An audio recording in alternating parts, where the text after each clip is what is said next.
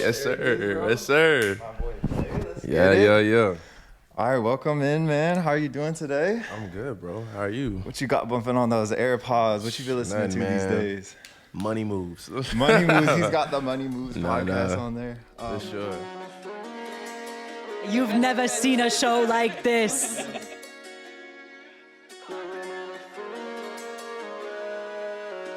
Cause your world is my world. But apparently, I was just talking about that recently. Apparently, like, which makes sense. I guess the theory was the theory is like he was fondled with, or like, you know, he was messed with, and whether it was mentally, whether it was physically, he was put in a situation that was so traumatizing that he has a hard time getting it out of his head, and like, which leads to drugs or women or whatever. And I think, and even to a point where he went to God for a little bit too. And like, I think for him, he doesn't feel like none of it's really truly working. And Terrence Howard was talking about it. He said something that was super dope, super deep, but he was just like, man, like once you give that up as a man, like, when you're born a man, you're given this manhood, and the only one, you're giving it. And like, once you give it up, it's almost very hard to get it back, and you mentally kind of can't live with what you've probably done to give it up. You know what I'm saying? Like, whether you allowed something to happen that you knew that just wasn't right for you, like you knew that was like, nah, that's not, I shouldn't be doing that. But you was like, for the money, or for the meat connects or whatever. And so he was just talking about like how a lot of artists like that, and he mentioned Bieber, but he was just like, yeah, like, once you get that up, it's very hard to, and that's people go to drugs, people try to go to women, like. But if you really imagine that, like, imagine you doing some like nefarious shit, like you did some crazy, and like, yeah, like the drugs were working, the drugs stopped working. Now you're like, all right, women, now the women stop working, and then you're like, all right, God, you're like, God working, but like, I don't know if I really do this right. But now it's like, you know, I believe everybody could be saved. I'm not gonna say everybody can't have a chance of redemption and like get out of that, but it's super hard. And if you're like not persistent and have a good support around you, I think you can end up like Bieber or other people that's probably fell off. Right. Orlando Brown, for sure. But man, I think his whole album, I don't know, what was that album? What album? With like the gray background with the crosses on it. Oh, when he would like believe. That was hard. Was like, that was okay. You like that song? Yeah, bro. I like probably like 5 or 6 songs off that album. I only know 2 of those songs actually. I only know Where Are You Now, and I know Sorry. I think one more, maybe. Either way, definitely one of... That's something I want to... That's kind of like something I want to... Okay. A little JB inspiration. I'm trying to bring... Yeah. I think what you're saying was like... it's kind of like when you lose trust in someone else. Like if somebody were to like... If someone betrays you, right? And you lose trust in them. But it's like doing that to yourself. Yeah. And then it's like, how do you recover? Because... Yeah, that's kind of what it exactly. Terrence Howard thing. That's what I was thinking about. Exactly, because it's like, bro, if you don't listen to yourself, then who will you listen to?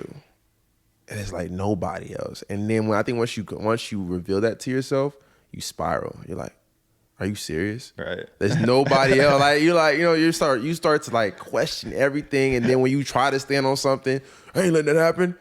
Deep down, you got this voice in your head like, boy, shut up.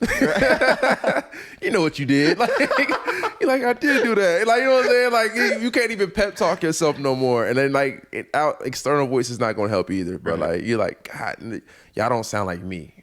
And me showed me what I would do, you know? So, yeah, nah, that's exactly what that's like. Just keep it P. Yeah. I remember when people used to say that all the time.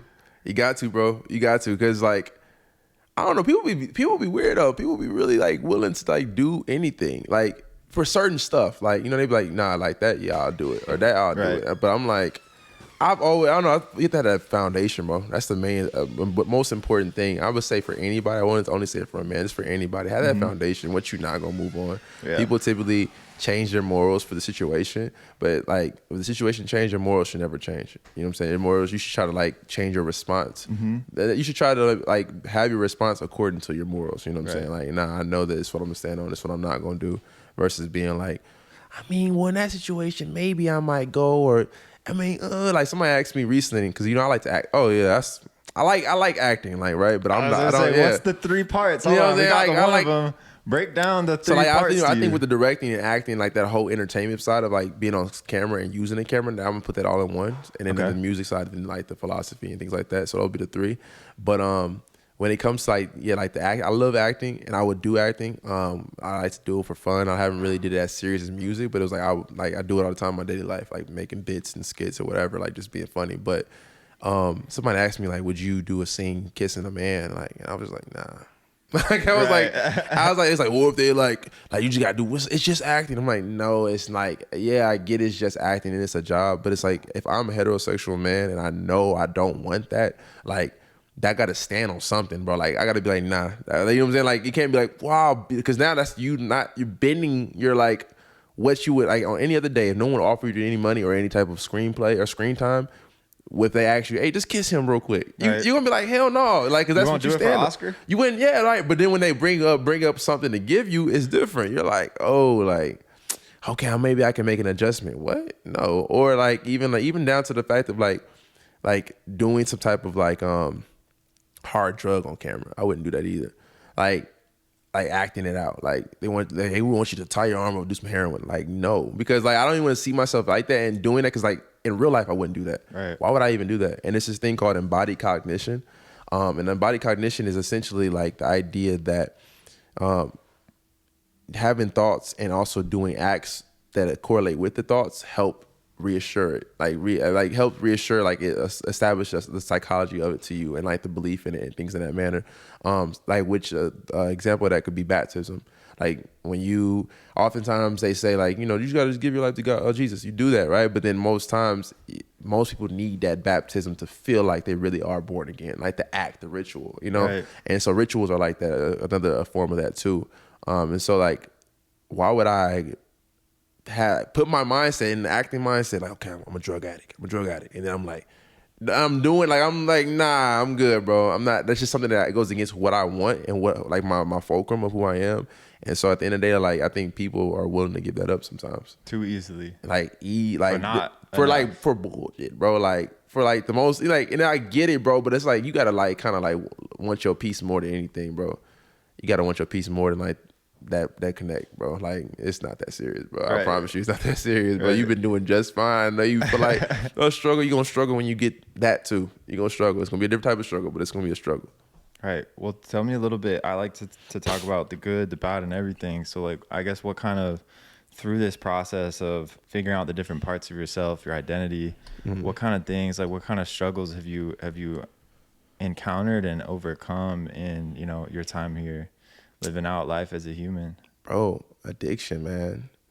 Addiction was definitely like serious. And like it wasn't like no hard drug addiction like that. Like I guess people always hear that word and think something crazy, but addiction is as simple as even being on your phone. Like a lot of people are addicts, but we won't call it what it is.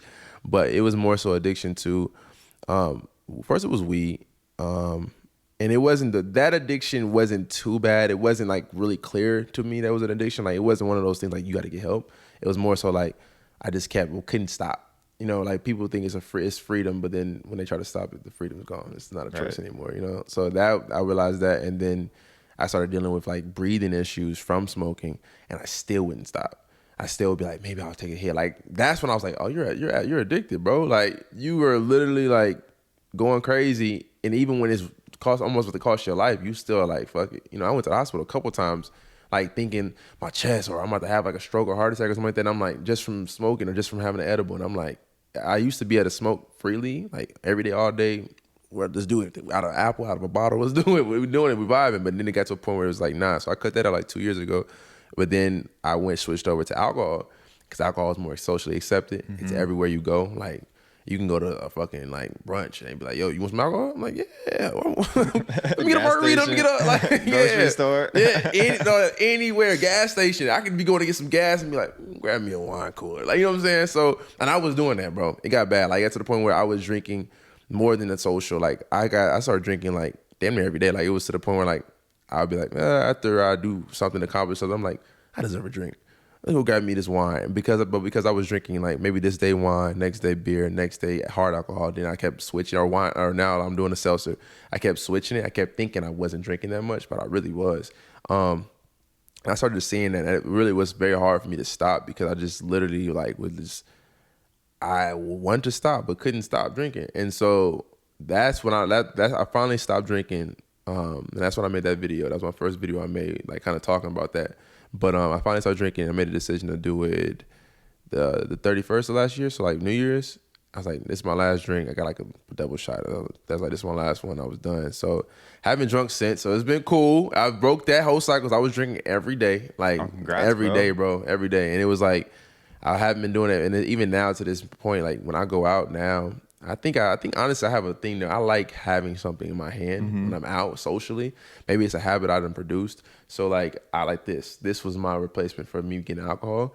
What is that? Just any? This is just it's sparkling water with caffeine in it. So like, you know what I'm saying, having some type of thing helps me out, and so like helps me just, I don't know, I guess kind of fill that area, because most times I'm like, I don't really want the effects of the liquor because I'm good now. I can laugh now without liquor. I'm like, you know, some people have a hard time enjoying themselves when they're sober. So I can enjoy myself now that I'm like sober, because I've been sober for so long now, or not so long, but like for a minute now, right? And so my brain is rewiring itself. I'm getting better. But it's like, I still want some in my hand. Right, but because it's just socially, it's normal. To like, not have something in your you hand. feel like, yeah. You start getting nervous. Yeah, like you don't got nothing to sip on when it's silent. You're like, ah. Everybody else like, woo. Why am I here? Like, let me just go. Hand in my pocket, like, you know what I'm saying? So it's like weird. But I think one thing that really pushed me too was that I realized my brain I was foggy. I'm a very, like I said, introspective person, philosopher, and theologist. So my brain is like what makes me special, right? It's like my thought processes and thinking and my thoughts and being able to express them. I started noticing I couldn't keep up. Like in conversations, I would have so much I want to say, but I couldn't. It wouldn't come out. And it was because my brain was like getting like deteriorating. It was like slowing down from the alcohol. Like I was drinking all the time, and it would get me excited to talk, but I couldn't talk. And then I'm like, it was like a prison. It was very tantalizing, bro. And I was like, bro, like my vocabulary kept getting less and less and less. I couldn't even I could not talk. I was using like basic, I kept cussing more because I couldn't think of words, everything. So it was just like, I was like, dang, I'm causing my own downfall, because the very thing that people enjoy about me, I can't be because something I can't put down, you know? So I chose myself and my brain over that. And not to say other people can't do it, but it was just for me that I realized, because I was addicted to it, I was like, I might have to go like completely no. And sometimes now I'll be thinking like, maybe you drink, but I'm like, nah. And I always typically be like, yeah, I'm glad I didn't, whatever.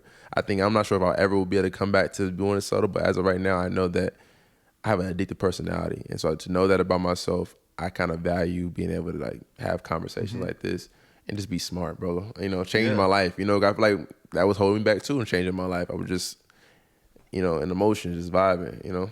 Well, congrats on that, bro. That's big. I think appreciate it. They always say awareness is the first step, but then action rarely follows after awareness for people, especially overthinkers and overanalyzers. That action piece is like, bro, that's like 100% change right there. Yeah, bro. It's definitely dope. That's definitely dope. I mean, it's a lot of people's addicted to stuff, bro. And I feel like they're not real with themselves, and if they are, then they kind of like socially accepted some of the things they're doing. But no, I definitely gotta. If you feel it, bro, go ahead and start making some changes, man. I had a cold turkey, but not everybody has to do that. Right. Yeah. No, I mean, I support what works for people. You know, I support what works for you. I want to talk a little bit more. I guess I want to dive more into the theology part a bit, because did you grow up kind of with a religious background, or was this something that you discovered throughout your own journey? It was, bro. It's interesting. I grew up with, my dad's a pastor. My biological dad's a pastor. My stepdad is Muslim, and that's when I knew since I was 2 years old, Muslim. And then my mom was spiritual. And so she was the one that was into the meditation, the yoga, like she was listening to Sadhguru, all these other things. So I literally grew up with all these different type of walks of life. And then my stepdad had us traveling a lot too, like living in different places like Puerto Rico, Belize, go visit in India, like all kinds of stuff. So it was just like, I grew up around a lot of walks of life. And I think that's what kind of opened my mind to like realizing, like I said, perspective is everything. That's what's kind of like the difference between everybody. But on top of that, it was like, I was seeing truth here, or like what I felt was truth.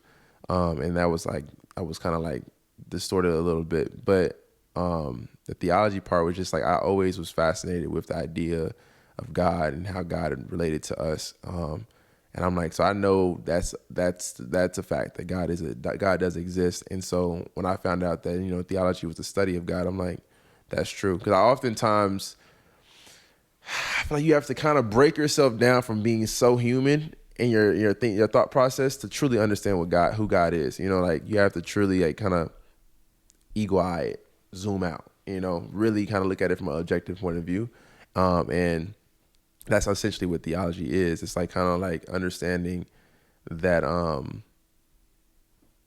because some people will be like, oh, this like give God human traits, and it's like, I don't know. Maybe I understand that that's what that says. This scripture might say this, or this text, or this manuscript, or whatever may say that. But I think you're looking at it with human eyes. If you kind of zoom out and see it objectively, and almost like kind of like leave a little room for the I don't know, because you don't know. It's unfathomable. You don't understand. You don't know. So you have to kind of leave a little space for that. And so try to be as objective as you can. And then once you bump into that wall that's like, I don't know, be okay with that. Be okay with this. This is a good spot right here. Faith, where faith comes in. Yeah, almost, exactly. Right? And it's essential, man. Like it's so essential. This one guy, Osho, this Indian philosopher, Osho, he talks about in his book, Love, Alone, and Freedomness. And he talks about the corner relationships, but he talks about how the Western Hemisphere, a lot of the philosophy is science based. Everybody's science based over here, but then the Eastern Hemisphere is a lot of spiritual based, like belief and faith in that way.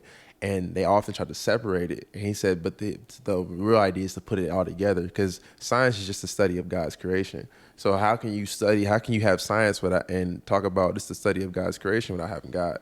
Having that faith of the unseen. We can't fully understand why the gravity is exactly where it should be for us to not die. Like I think what young Sheldon said, if it's like a point 0.00 something more, we all die, like get crushed, and if it was less, we all float into space. And so it's like, you can't abandon that idea. So I just was fascinated with the idea of theology. I was like, man, like I already love having these conversations and thinking about it. And then the theology part really got kicked in when I started to see, when I started to get into my Bible more. I started to like hear like some speakers, like this one guy, he's a Christian apologist, Wesley Huff. I'm not sure you've ever heard of him. He studies, or he's like very brilliant guy, he's a scholar, but he was, when I was hearing him talk on Joe Rogan, I was like, he literally made the Bible come alive. And I'm like, this is historical too. Like this is actually like places, like real places. Like most times when you read the Bible, if you're reading that KJV, you don't know what is happening. But when you actually read, like the way he was reading, he would explain like the characters and like how these people, or I say characters, but these are real people. There's real records of these people being alive. So it's like some of these people he was talking about. I'm like, wow, he explaining how it looked around that time. And when I started seeing that, I was like, oh, this is a study. This is truly a study. And the reason people don't believe most times because they don't know the studies. Like they don't know, like, so he said, Wesley Huff said, the Bible was written for you, not to you. And so when you start to have that perspective, you start to realize this is for me to like study and look into, but this is not necessarily to me. So when people take stuff so literal. And so for instance, like one time I had for the longest that I didn't want to, it's crazy. It's misogynistic as heck. Like it's misogynistic as heck. But I didn't think women should be like preachers or teachers, like in that way, in spiritual word for the longest. But it was because of like what I've heard. Like it was from my environment. And so one time I was in this men's squad. I was in my men's squad, and then I literally was hearing them all recommend this woman preacher, pastor, Jackie Hill Perry. And they were also talking highly of her. I'm like, are we all in agreement that she's good? I'm like, what are we talking? Like, I don't know her. I'm like, you're like, we in the men's group. I'm like, yeah. I'm like, what y'all talking about, right? Like, what come on, y'all, about, bro? tighten up. I'm like, tighten up. What's going on? But then, there was this guy actually that was there. Jerry, he's in Bible school, and he's visiting at the time, but he had explained it. He was like, if you actually look at the scripture that says that, was it Paul? Was it Peter? It was Paul, I believe. It was Paul. Paul was he wrote that in a letter to a church that was in the Corinthians. Or is it Corinthians? Yeah, in the Corinthians or Ecclesiastics. No, Ephesians or Corinthians. You get my drift. Anyway, he was writing to a letter of those people at that time in that area where he sent the letter. The women around there were very one. They were not educated. They couldn't read or write, so they didn't have no place to teach somebody about scriptures that they couldn't even read themselves. And also they were very promiscuous. They dressed very promiscuous and things in that manner at that time, those people specifically. So when he wrote to a church, he didn't write to the world saying women shouldn't teach. He wrote to that specific church. Women should not be should not be teaching in this church specifically. So people oftentimes will read that and be like, it's misogynistic. Ooh. But once I realized, you have to study. You have to actually kind of like look at the times and understand. I'm like, so that's fascinating me. And that's when I was like, I'm a theologist too. Like I want to do this. I want to actually like study and like know why things are being said and like how it came about. So yeah, that's where that came from. When you think about the past, we think about history as one history. What? But like if you were to take today, think about all the places in the world that have different culture than us. If you go back 1,000 years, it's the same difference.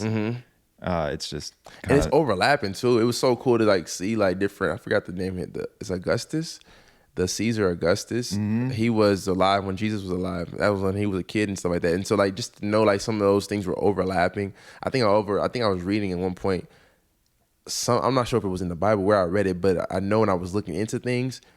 So I was watching Gladiator. What's the Gladiator? It's Gladiator. Gladiator's a good movie. You watch that movie? No, it's a great movie. I be on sci-fi thrillers. I need to get into Gladiator. Gladiator. And I wasn't. This girl put it on. I was like, my ex put it on. I'm like, I don't know. Right. And so, but that's a great movie. But anyway, when I seen him talking about Commodus, Commodus was mentioned in the movie or whatever.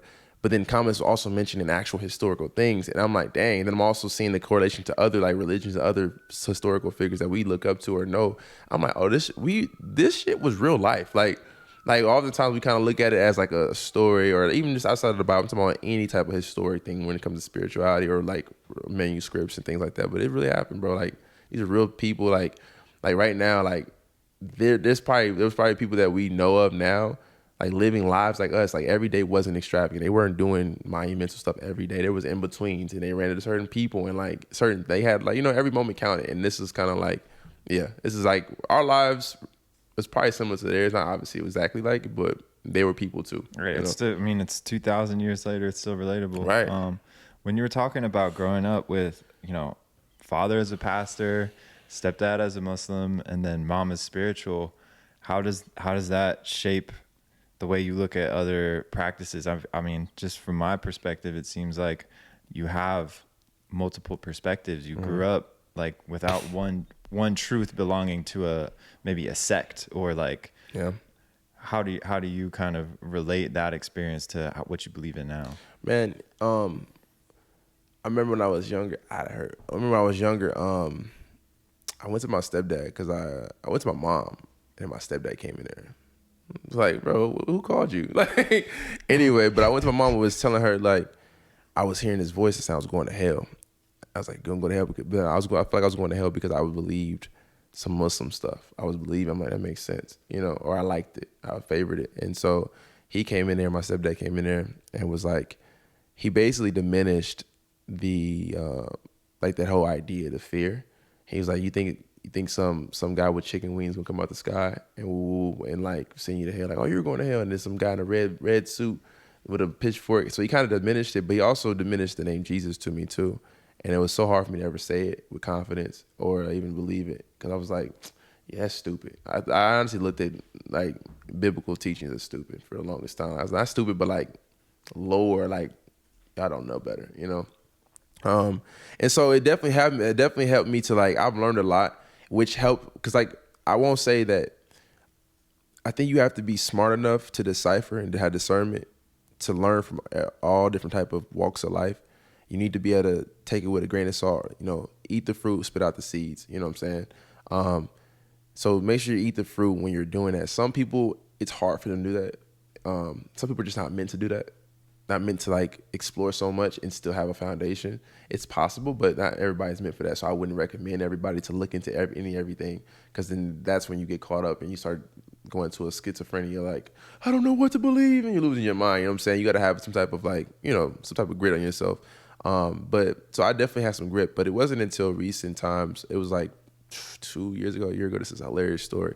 I remember my cousin, my best friend, he came down from Indiana, where I'm from, and he came down, and I hadn't seen him in a minute. Now, growing up, me and him, the dynamic was I'm like the older we're cousins, so I'm like 6 months older than him. He's like 6 months younger. So when I was walking, he was crawling. When I was talking, he was walking but barely talking. So it was like always like I was always ahead. I was always big cuz, like not big cuz, but like the leader of of what we did.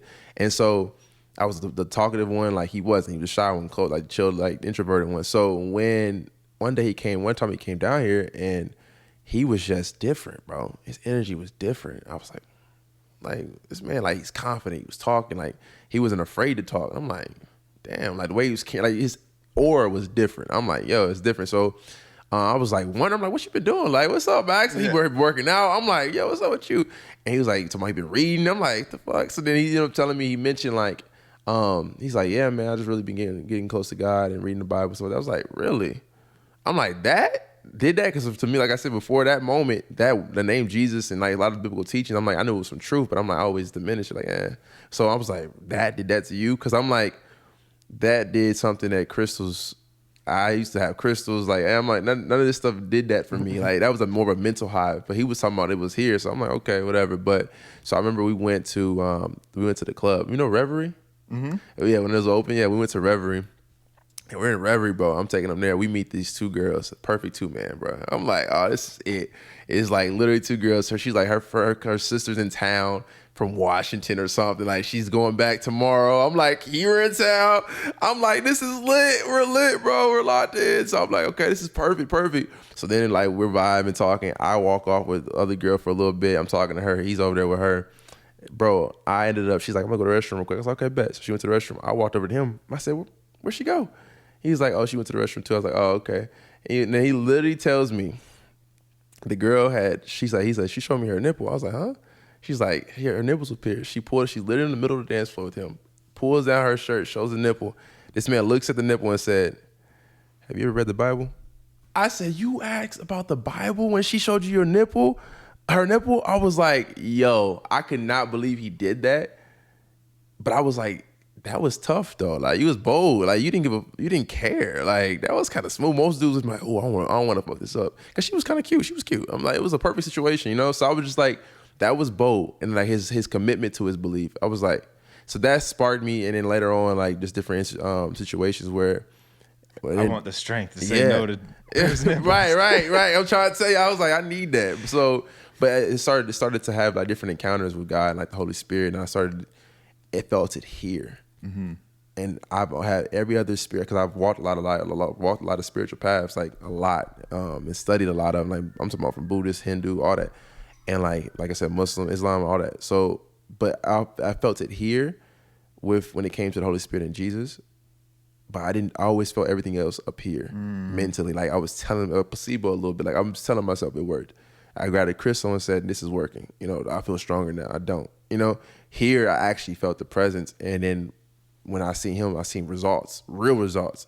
You know, I feel like, yeah. So I started seeing that. I was like, okay, cool. So then that's when I ended up getting into it, bro. And I started seeing a transformation. Like when I started to fast, I started to like get locked in. Like it started to be like, I just started to get like, I don't know. I felt so empowered. I was like, wow, this feels. And then when you start to look at what you call, like I said, you start looking at a lot of the teachings of the Bible. Honestly, bro, people might be like, oh, which I break it down. I'm not gonna do it now. I broke it down to somebody. She's like, that actually makes a lot of sense because she's struggling with trying to like really believe and understand. But which it's a whole different conversation we can break down. Like even just the whole idea of Jesus, Holy Spirit, and Yahweh. Like people were like, oh, that's part of the reason why I don't believe. You try to tell me God's a man, and I never would tell you God is a man. I would never tell you that. You know, so that because I don't believe that. But that's often an idea that's pushed, and then that's when people stop believing for the reason of that. But honestly, bro, it got to the point where, dang, I kind of lost my train of thought. I was saying, I broke it down to a point where it was just like, this is very digestible. Making sense. Yeah, it makes sense, bro. I think what I was thinking along the lines was like, how do you use that? You talk about building foundations a few times. I had somebody on who said the same thing, you know, like just kind of talking about business in the future. But that's what I said. What is going from those habits you had before to now changing yourself? How do you rebuild your foundation every day? How do you reaffirm your foundation every day? going through your life, what do you do, to strengthen your foundation each day up here and in here? The easiest answer is fasting, bro. The easiest, the best, most efficient way is to fast. You gotta fast, bro. It's the quickest way to like reset. It's so hard to do at times. I remember last year I did 3 days in a row, 3.5 days. I almost was like about to go for it. I was trying to go for a week, but just water, right? Couldn't do it. I was like, damn. But I was like, at least 3 days. 3 days is good. That's cool. But in that moment, I felt so empowered and reset. Like my thoughts got back together. Like I started able to express myself more. Like this is when I was drinking still too. So like from drinking to doing that 3-day fast, my brain like reset. And so like fasting is the quickest way, and I would say that it's hard because like since that 3-day fast, I have not been able to do 3 days again. I think I did like a week, but I kind of had to curate it. I was doing like at the end when it's like kind of like a Ramadan fast, like where when the sun goes down, then I finally eat. But like that 3-day fast again, it was hard to do. So I would say that's the way to go about it. But it's oftentimes, I would say the best way is to continue to be in the presence of God, continue to talk to God. I think when you continue to have it, it's hard because sometimes you don't feel like it. Sometimes you feel ashamed. You don't want to do stuff, or sometimes you just don't feel like you got time to.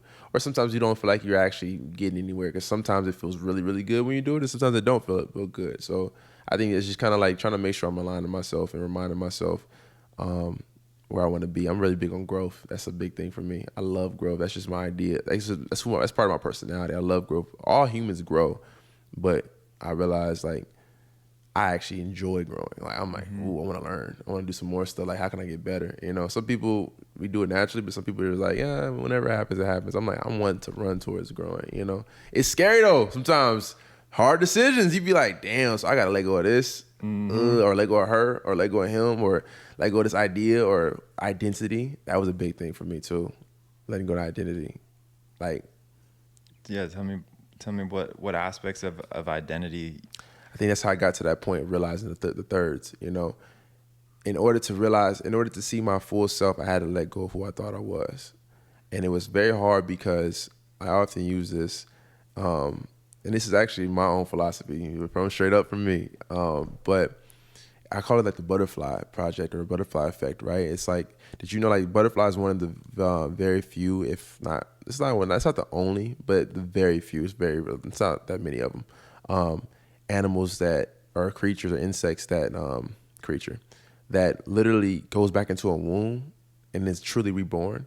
Like when a butterfly is born into a caterpillar, it's alive, it has its life, it's in its garden. It knows it has the same food it eats. It knows every food. It knows the same friends. It knows its whole environment. It's comfortable.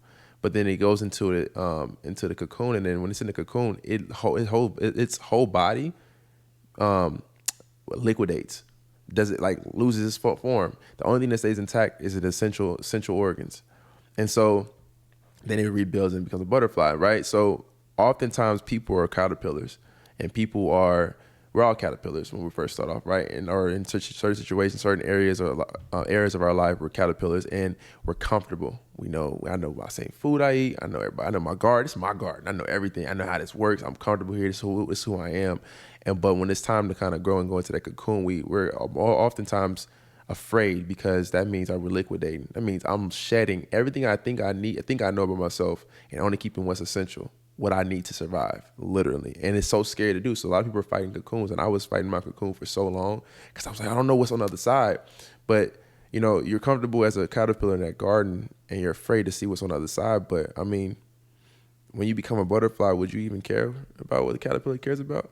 When you can go see the world, would you care about that garden anymore? When you can go eat new foods, would you even care about eating those same things? And so I had to kind of like get comfortable letting go. And it was so scary, bro. Like once I was like, had things about me like my hair, like when I had my colored hair, and I was like, that's my thing. I always kept it. Like no matter what hairstyle I did, I always do the same 2 colors in my head. And then like when that started shedding, I was like, oh, am I losing myself? Like it was existential thoughts that was going through my head. And so like that, or when I was like, without my music, who am I? Like I can't stop making music, even when I didn't feel like making music. Even when it wasn't there. My spirit was like, we're not trying to do that right now. I was still trying to hold on to it. And we actually got somebody. We know somebody that I feel like it's fighting the cocoon. Yeah. And I'm like, please We all stop. know somebody, yeah. Yeah, no, I'm talking about we actually know Yeah, somebody. yeah. But anyway, but because I was once doing it, so I can see it. So, like, I stopped doing it. So I started kind of like I said, like, just like being in the cocoon, you evaporate, you liquidate, and you just only have what's essential. And what was essential was the very, very basic necessities. And that's what it was for a minute. During that transformation, that period when I was gone, I was like, I don't know, I don't feel like myself. Does that caterpillar feel like himself when he's inside that shit? The liquid? No. He's like, I don't know what's supposed to happen. Right. And when he's being rebuilt, he don't know if it's being done right because he never seen himself in this light. He's like, I never knew if I could be like that. I don't know what it is. So it's kind of getting in that uncertainty and being okay. New experiences. For me, when I started to like stop fighting it, it was crazy. Somebody said to me, and it was like, I feel like you're becoming normal. And I was like, really? I was like, yeah, like your vocabulary, you've been like, you know, you get a new job and like you're upping your vocabulary, starting, and you're going to church more, or whatever. You sound like you're kind of being more normal. And I started to sit there and hear that, and I was like, I don't feel like that. I feel like I'm still me. And I realized what it was is that my whole life has been unconventional. I lived my whole entire life unconventionally. Like I said, growing up those 3 type of walks of life, traveling the world. Like I've never stayed in a place that long until I got to like Georgia and like into my high school year.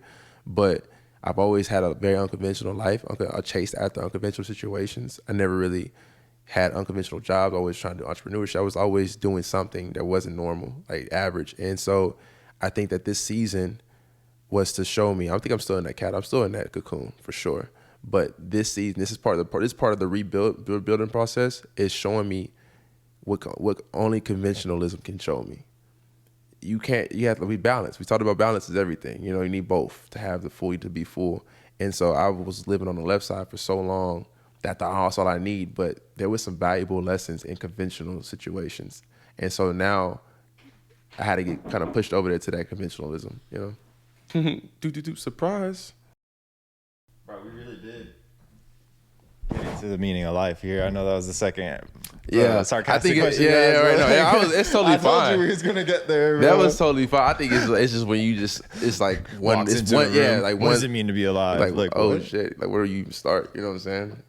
But I guess after discussing all that, I remember you mentioned to kind of understand something greater than, like, to understand God, you kind of have to let go a little bit of being a human, right? To understand that, or at least be comfortable with the mystery of that. Exactly. But I always like to ask people this, like, what does it mean for you to be human?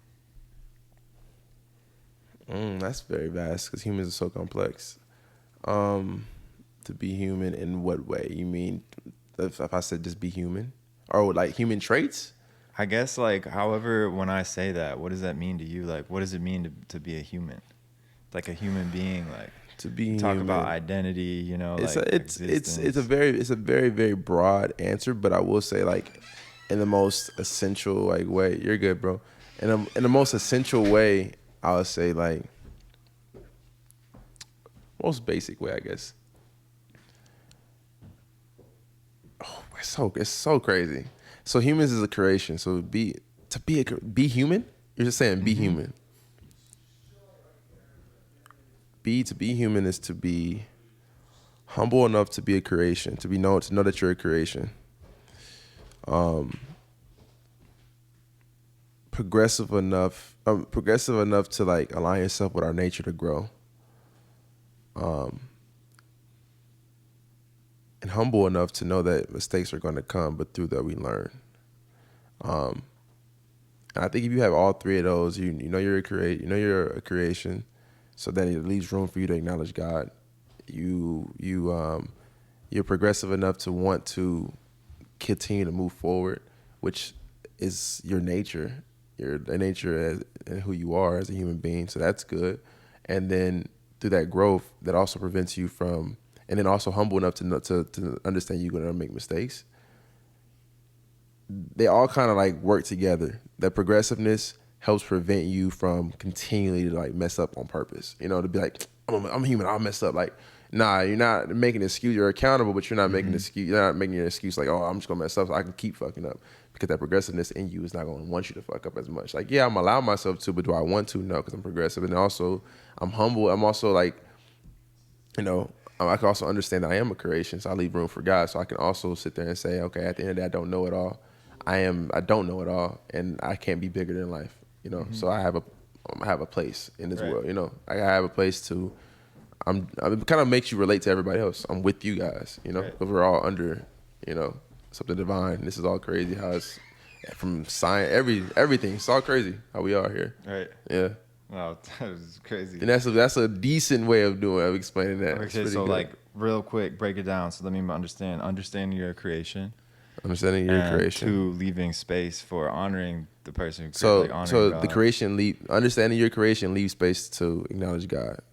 And then the 3rd is be humble enough to grow, to keep growing. And no, that's the first one. So that's the first one, right? Okay, and the second one is be progressive enough to align yourself with your intrinsic nature of growth, because you're supposed to, like, that's human nature, is to grow. So be progressive enough to continue to grow. That's what you're meant to do, right? To align yourself with your nature, which is growing. And then the third one is be humble enough to know you make mistakes. To know you're going to make mistakes is natural because you're not perfect. And that's beautiful. I've never had anybody explain. You know, That was the first time I think that's there it goes. It goes back first to, time like, right there. Yo, you might be doing things that are conventional, but like you still maintain exactly you who have I your am. own, your internal view outwards. Well, I mean, no matter what people see when they look at you or the things you do, like your perspective looking outwards is not going to change. Man, it's so liberating, and I'm not gonna say that the cocoon stage is over. I think it's, you know, I think I got one of my wings, and the other wing is still being producing, you know, still producing or whatever. And I'm starting to, like, you know, whatever. Starting to fly. I'm starting to like see my body come together, and I haven't broke out yet. But I definitely, it's so liberating once you get past that stage of liquidation, and you just like, whoa, like it's so scary. Like you hear oftentimes like everything you want is on the other side of your fears, and it's like that's genuinely what it is. And like literal, like if you take that so literal and realize, like, bro, like, and it's so hard to remind yourself in those fearful moments when you feel like you don't feel like the shoulder. You say shoulder on here? Yeah. I mean, it's that's your identity name, right? too, bro. That's my actual middle name. Oh, really? Yeah. Okay, yeah. Anyway, same thing. Like, yeah. It's like, well, exactly right. There's my identity. You exactly. know? Is it your name? Like, right? Is it exactly what you do? Is it making music? No, like what? So like, exactly. So like, you know, when you start to like, if you have something that you used to always do and you're known for, like, you know, you get so much love for it, what happens when you stop feeling like that? And, you know, and you start to feel like you start to go into a frenzy and try to get it back or whatever. But that's when you get those people that's like, they living in the past. You see that they actually manifests into like people living in the past to the point where it's like, they look bad, like they just look terrible. Like you're like, what are you doing with your life? Like, you know what I'm saying? Like that's like the end goal. Like that's when it's like it's too far. Like you didn't. It's a physical manifestation of how you are internalizing the change, and that's embarrassing because it's like, bro, like you're still trying to be young when like acknowledge where you are, you know. Right. And then in doing that, you actually truly find your youth again. You're trying to replicate artificial sense of something, identity that's like, bro, you have to kind of like let go in order to actually truly receive it. Appreciate kind of where you are. Exactly. My mom said that. I interviewed my mom, and she's like, you know, I asked her like if there's something in the world that doesn't exist now that, you know, you could create, what would it be? And she was just like, well, my whole life if I were to do that, you know, I would have never appreciated what I had. And so that makes me just, you know, think about that. That's wise. That's right. No, it's been great. Just like reconnecting, connecting with people all through this. I get to hear people's experiences, journey. It's humbling learn new too. things about people. Yeah, humbling. It's like growth. I feel. Yeah, like because I feel like because when I met you, you still are an artist, but that was what I knew you as, was an artist. And oftentimes as an artist, you have to have this type of like egotistical stuff, part of you, like where you're like, it has to be about me because I have to be an artist. Like I have to be like the image, like, right? But like for you to transition into now, I want to interview other people. It's humbling, but it's also scary. Like imagine somebody that went his whole life saying, I want to be the star. And now saying, you know what, I'm gonna let somebody else shine. That is so scary to do, but within that, you actually found parts of you never even knew that was like fulfilling. Yeah. And it's like if you just kind of like get through it, you're like, wow, like I actually enjoy this. And through that, through doing this, for instance, humbling yourself and doing that, you could even, this blows up. Now you are a star of your own show, but that's from you pulling back of saying, you know, like learn a different side of you that would have probably had star potential this whole time. You just was fighting it. I always felt more comfortable letting, like, highlighting other people. Like I came up kind of producing, so recording someone else's music, you know, and I always just felt, sometimes I felt uncomfortable. Like, what is my style? What is my look? And so to take a step back and be like, what's your look? You know what I mean? Yeah. Like, what are you all about? Like, Right. what is it that gets your mind going? I always found those connections, like I can grow those a lot more than just entirely focusing on myself around others. Right. I found that it's more like having a garden instead of you know, just like feeding a machine. Yeah. So it's like this has more Love that. growth in it. I love that. You know what I Like, mean? yeah. Like that perspective. Yeah. Yeah, you're feeding your ego. It's like That's you fine. gotta keep it plugged into a power source. But if you're feeding a Exactly. community, You getting fed back.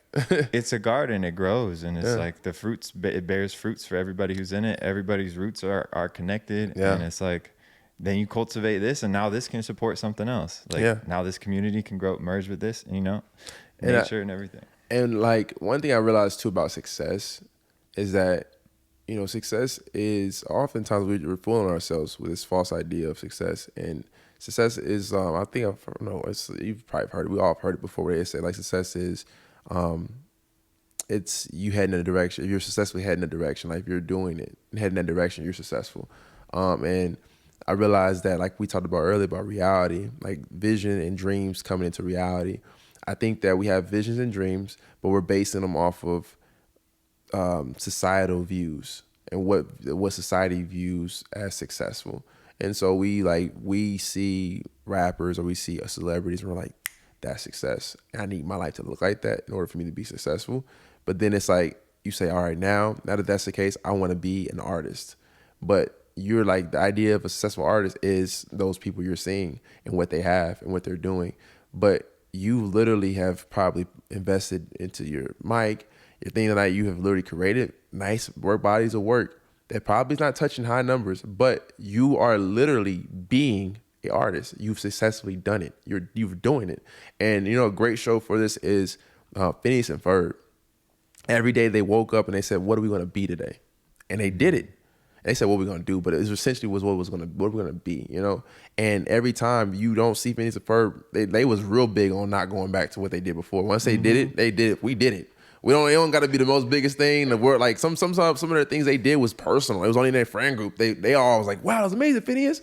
But they didn't need the recognition. They was like, all right, we did it. So like, They're like, you gonna do that again? Nah, that's yesterday's stuff. Like, you know what I'm saying? We were already successful at what we were set out to do. And so once you do it, that's true success. And that's what another thing that helped me let go of my identity as Jai Rasta, like, and make it like, because I felt like I wanted to be like, we talk about Justin Bieber. I used to look up to like when I was younger, like he was 14, I was like 10 or 12, whatever. But I was like, man, I want to be like, I want to be a superstar, like a pop star, I want all this stuff.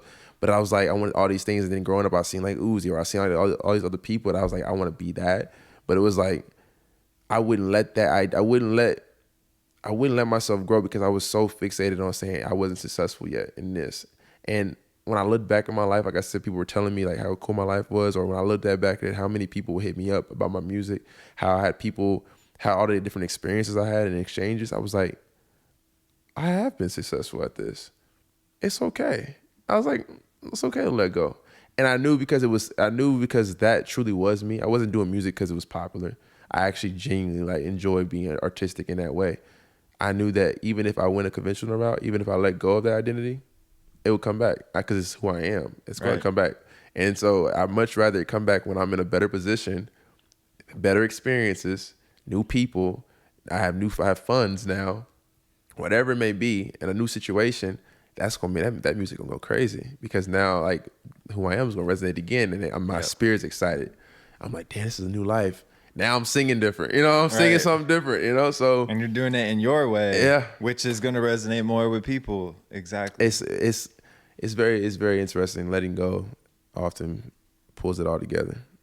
I think that Phineas and Ferb, like you got the I the told TV you. show references, bro. I didn't think all I thought was Perry the Platypus when you said Phineas and Ferb. I was Right. about to start Bro, laughing. right. But then you really think about it, it's like, They literally they was really being just were the epitome of growth and literally like never repeated. I mean, success is not measured by like systematic idea and views of social society. Like literally, they literally did it, and once it was done or doing it, they were okay they with were that. Like, innovators. yeah, but it was like we did it.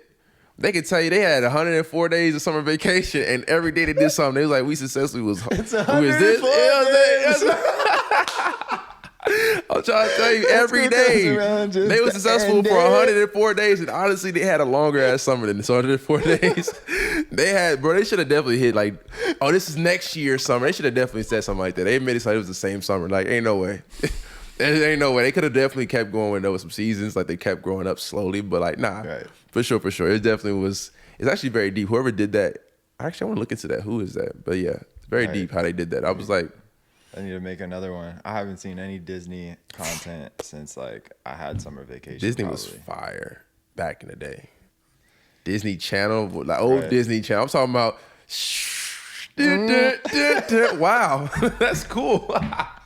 That was so You're crazy. watching Wizard. I'm right, right. right. You're watching on Hey, Disney I'm Jay. Channel. Yeah, go I'm ahead. Jay from Showdas Podcast. Oh wait, no, Free World. Yo, hey, I'm Jay from Free World, and you're watching Disney Channel. Whoa, that's cool. Literally, bro. That's when it was peak. You got morals in the bit. Every show had morals. Like you was like, wow, moral of the story. Like, that's why you shouldn't betray your friend. Or, Right. Now it's just be like, it's just doing shit. Yeah, I can. That's why you shouldn't eat 25 tacos. Like, what? Like, what are we talking about? But it is what it is. I want that to come back. Honestly, they say nothing is new under the sun, and things happen in cycles. Like right now, bigger baggy clothes are in. There once was when big T-shirts was a thing, so it always will come back around. I'm waiting for that moment for genuine content, entertainment, interactions are now popular again. I'm waiting for that because right now we're in this nonchalant era. And I think we're slowly leaving it, but we're still in it. I feel like we're coming out of it, bro. We're coming out of it. Because I feel like 2020 happened, and then there was this like countercultural rise. Like, there's this rise of like counterculture and all this stuff, and then counterculture kind of became mainstream, and then now we're kind of entering into this new realm where it's like you find your tribe, right? And you what's genuine cuts through the algorithm, because now you've got a proliferation of people putting content out. Facts. There's a lot of copycats. It's a lot of just mind-numbing content. But what is gonna exist in the future? What I feel like is true connection. And it's coming back now. Yeah, It's and happening. if we don't have that, then there's gonna have to be there's gonna be a mass migration away from social media platforms where it's superficial, all generative AI, like all just copy paste, brain algorithm hacking. Yeah. Like we're gonna move outside of that, return back to real life, return back to genuine content, return back to community. And I just like that's why I'm hoping for. That's what it's gonna pushing have to forward. happen. It's gotta have to Yeah. happen because it's a cycle, right? And like you said, like we're starting to see early signs of it. We're heading in that direction. So I like that's another thing that also influenced me to like just kind of let go, because I'm like, I'm trying to make it in a time that's not my time. It's gonna happen. You know what I'm saying? Like when that comes back around, the real ones are gonna shine again. Like the people that are genuine people, and also you're creative, also you're influence, but you're a genuine influence or a genuine whatever in whatever field you're in. Our time's gonna shine again, bro. And I'm excited for that type of content and entertainment. I'm trying to get out of content culture. Honestly, content culture is like very microwavable, Right. And I say this all the time. I say that like God is not a microwavable God. God is not an instant God. Can God do instant things? Yes, and those are what we call miracles. Those are rarities. He's able to do miracles because he can do anything. But the nature of God, when you study him, especially at least Yahweh in the Bible, right? Or so forget the Bible right now. Let's talk about even just life itself. Let's use the theodicy of life. Like seasons take time to change. Everything takes time. Everything that's naturally created by what we can say God did takes time. When you go work out, your human body, when you go work out, you don't walk out of there with a six pack. You don't. It takes time. Like everything that has been here before our human intervention takes time. Flowers, plants, everything. Like we seen that sun, moon, like seasons changing, like like different astronomy, astrology, whatever. Everything takes time. It's not. There's never an instant. Humans create instant things. Like I said, God can do instant miracles, right? And those are rare. That's why I call it miracles. But humans started to lionize instantaneous things. They wanted things to be microwavable now, and we became so used to that, romanticized it, and now it's like that's all we want. If it's not there, then it's whatever. But honestly, nothing of great quality comes instantly, and so that's why we got this content culture. And this is why even with music, music comes and it goes. Like it doesn't sit. Like there's music that we're still listening to back in the day that like to this day it still hits. Like it made memories, it made moments. Now that song is cool for the summer and it's out of here. I'm not listening to it again. If I hear it again, if I like it enough, but I'm not about you play it in the car, it's not gonna be a hit for everybody. Everybody's like, all right, bro, you still listening to this? You don't do that you don't do that about it, bro. You don't do that. It's going down. I'm going timber. Come on, stop playing with me. You remember that song by Kesha? Which one? Timber. Oh, that was Kesha? That was Kesha, bro. I thought the way you're singing it sounded like Shabuzi, bro. I'm not gonna lie. Oh, really? Okay. No, that's what you call it. That was Kesha, but no, and Pitbull. But like even what Pitbull say, Dale. No. I was like, yeah, I definitely didn't hear that. What's that song he did with Neo? You know what I'm talking about. I know what you're talking about. I know my rent was gonna be late about a week ago. I worked my ass off, but I still can't pay it up. That nigga, what? We still listening? Bro, smiles. I'm smiling right now because of that. Like that was real. You know what I'm saying? Real genuine content, bro. That was dope. Now, yeah, bro, comes and goes. Right. Well, man, I'm really excited for the future. I'm really happy for you to share kind of everything you talked about. I think if anybody wanted to go check out any of your stuff, like learn about all the three parts of you, bro, like where can we find you? Facts, man. What do you want people to? You can find me, man. Jai Rasta, JAIRASTA. You'll see me pop up. It's the extra A on there, but for social media purposes. But then that's where you can find more of, like I said, the 1/3, which is the music. A little bit of cinematic world, a little bit. But if you want to find more of the philosopher and theology, theologist is going to be God Exalts on Instagram. But I'm working on making it like, God Exalts. Literally, that's all it is. But actually, that's my name. That's what my name means, Jeremiah. Oh, for real? Yeah, it means Lord Exalts or God Exalts. Yeah, in Hebrew. So, which is the Hebrew version of it is Yirmiyahu.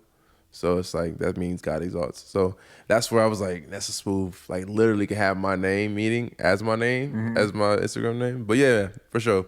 Definitely, no matter where you find me, I'm like I said, I'm always with myself. So you'll find me. But just, right. Yeah. And then what's one message either to your earlier self or to people out there who maybe are going through something you've gone through? What would you like to leave everybody with a quick message for the free world? I feel like we done gave y'all a lot of messages. It's a lot to process. Really, to sit down and think for real, because it's really amazing. But a quick message I would say to my old self. Yep. Got a theory about that too. We're gonna talk about that. But a message for my old self. What's the theory? Hold on. What's the theory now? What are you talking about? Oh, this ain't on no time limit. Now we're going into you're trying to go into like time and space, and that's something different. That's like right. You could say the timeline. Go like watch Interstellar, bro. If you about to go onto a tangent about that, it's all connected, bro. It's all happening at the same time. Right. So I'm gonna just say a piece of it, and it may not fully make sense if you all hear it. So come find me. We'll talk about it. But anyway, the timeline is not really a line, because the line insinuates an end. It doesn't happen that way, right? So it's more of a spiral, right? But this is a 3D dimension. This is the whole thing, 3D dimension. And so it's more of a spiral, but a circle. Because spheres, as we see with planets, as we see with the moon, the sun, spheres are more of the natural shape of nature, right? cycles or sphere, like circles. Like if a cycle had to be a shape, it would be a circle, right? So the idea of a line reminds me more of a Western mindset versus a more it's more finite than a infinite idea. That's why a lot of Eastern Hemisphere cultures and countries, they don't really fear death like that. They believe it's a cycle, truly a cycle, versus like, because they believe in like that, it's no end. Versus we talk about timeline and it's like, oh, the beginning, where's the end coming? And we're afraid of the end. We start getting scared of the end. But I say all that to say is that I'm gonna say timeline just for the sake of understanding, but the timeline is all happening at the same time. I realize deja vu is just because, like, you think about it, your brain right now is the same brain you had before and the same brain you're gonna have in the future. There's no change of brain, right? And so that means that when you have deja vu in that moment, it's just a connection of memory. Your future self experienced it. You have memory because it's the same brain that you're gonna have in the future, but you didn't experience it. So it's like when you like, I feel like I've been here before, because he was. No, the future you was. You just not catching up. Or when you have those moments when you have those dreams and it seems like it seems you're in that dream and you can't really make out what's happening because it's like, I don't know where I was at. You're like, I don't know where I was at. It was somewhere, I can't really explain it. And then when you go to it, you're like, I feel like I've been here before. And then you remember that dream. It's because you couldn't make it out because it was blurry, because you never have seen that yet. You have never been in a position. But so basically, essentially, the all timeline is all happening simultaneously. And this is my theory I'm saying. And so when you say something to my old self, I was saying that my old self is actively moving right now. He's actively doing it. You know what I'm saying? I'm the present mind and then in the future. So honestly, it's not too much to say, but I will say, damn, what would I say? I just think that I think he's gonna get it. So there's nothing to say to him. He's gonna get it. No, I'm here. I love that. I love that mentality. it. I love that perspective too. Yeah. Like that's a shift from how most people answer the question. Yeah, you know? people will be like, I love that answer. keep going. Like, you obviously did. Right. You know what I'm saying? Yeah. What are we talking about? Right. Yeah. So. Well, but shit, bro. On that note, like, Hey, yo, I just want to say, we did it, and we did it, and we will do it, and we are doing it, and it's already done. Like, Facts. boom. I appreciate being on Free World, man. This is lit. I love it. I think that thanks for coming, bro. You brought something new to the stage, and I really want everybody to go check out his stuff. Like, check me out. If you want some inspiration, just look at some of the stuff he's posted on his Instagram channel. And I hope that that's ultimately what I hope. Like, everybody should want to inspire others. So like, I definitely want to inspire people because I have a lot of ideas that I have a lot of wants as a consumer myself. And I'm like, dang, I can't make everything. So I need people to get inspired to start doing stuff. Right. Why don't you do some of the things, make our dreams some, come like, true. You know, catch the vibe and then say, oh, I like that vibe. I want to make something within that vibe. Or like, in which the vibe is just being genuine. So like, make genuine stuff again, and so we all can kind of be happy. But now, like I said, I like Free World. I like being here. I appreciate you, bro, for having me. I think that this is going to be great, and not great in the sense of success in the way society may see it. I'm saying I think you're going to be extremely happy with what you do. When you share it and people do watch it, people are going to be extremely excited to even just be a part of it and to watch it and be, to tune in every time. So that's what success is, and you actually doing it. So I appreciate it, bro. Keep going, bro. Hey, you would do inspire me too. For sure. Yes, sir. All right, y'all. Enjoy the rest of your night and the rest of your life. Let's go. Until next time. Go check out my boy. Yeah. That was fire.